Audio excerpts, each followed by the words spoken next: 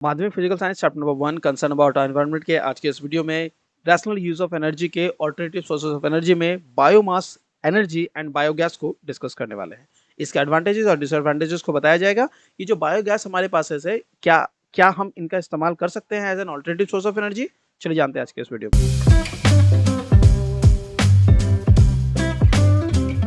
माध्यमिक physical science chapter number 1 concern about environment rational use of energy के alternative sources of energy में biomass energy के हम advantages को और डिसएडवांटेजेस को पढ़ेंगे। सबसे पहले एडवांटेजेस को जानते हैं कि जो बायोमास एनर्जी है या बायोगैस है हमारे पास, इससे जो हमें एनर्जी मिलती है, इसके क्या एडवांटेजेस है। पहला advantage, since this energy is derived from biomass it is renewable, involves less cost and easily available in nature. तो ऑब्वियस सी बात है, पहला पॉइंट बहुत इजीली आपको समझ आ रहा होगा। ये एक रिन्यूएबल सोर्सेज ऑफ एनर्जी है और बायोमास से ये डिराइव की जाती है। इसका कॉस्ट जो होता है वो बहुत कम पड़ता है और इजीली अवेलेबल है नेचर में। Second point, it reduces dependency on fossil fuel. Alternative source of energy होने का मतलब ही ये है कि ये आपको जो डिपेंडेंसी है आपकी फॉसिल फ्यूल्स या फिर हम कह सकते हैं जो हमारे non renewable sources of energy है, उससे हमारी ये डिपेंडेंसी को कम करती है। Third point, it helps reduce waste. For instance, the dead leaves, grass and key parts can be burn to produce energy. तो जो भी हमारे पास ये वेस्ट प्रोडक्ट्स है उसे रिड्यूस करने में हमें हेल्प कर रही है।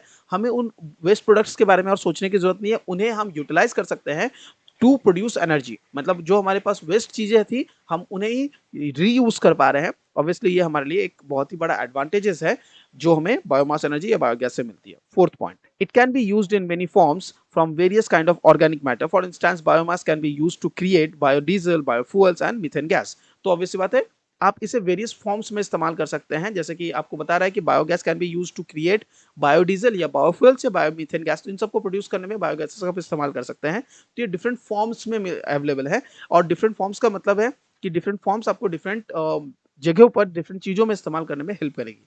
चलिए डिसएडवांटेजेस को पढ़ते हैं। चलिए डिसएडवांटेजेस को पढ़ते हैं।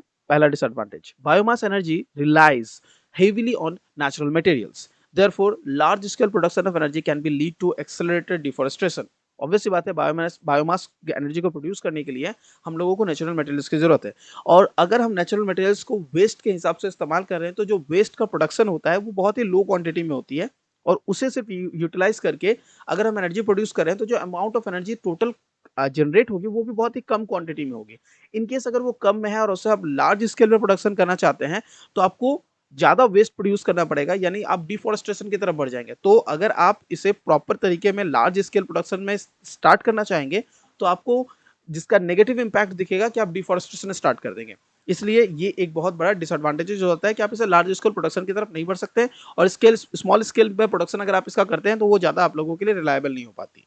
Second, it is not completely efficient. For example, ethanol is considered to be inefficient in comparison to gasoline.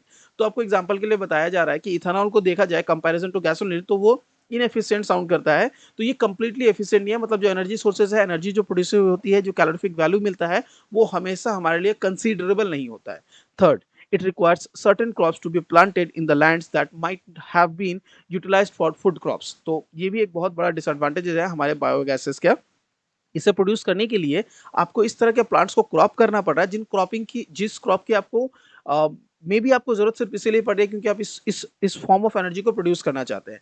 Where as वो जो जगह है उस जगह पर आप फूड क्रॉप्स कर सकते थे।